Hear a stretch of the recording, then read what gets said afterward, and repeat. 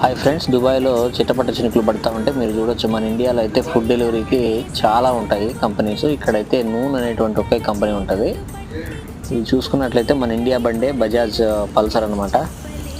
చూడండి మీరు, ఈ విధంగా ఉంటుంది దుబాయ్లో ఫుడ్ ఆర్డర్ అనమాట. ఇది నూన్ కంపెనీ. మనం ఏ విధంగా అయితే ఇండియాలో ఆర్డర్ చేస్తే ఫుడ్ వస్తుందో ఇక్కడ కూడా ఫుడ్ ఇంటికే వస్తుంది. ఇక్కడ ఈ విధంగా ఉంటాయి బైకులు, చూడొచ్చు మీరు. ఫుడ్ డెలివరీ చేసే వాళ్ళు ఎలా ఉంటారు అనేది కూడా మీరు ఇంకొక నెక్స్ట్ ఇక్కడ చూడొచ్చు.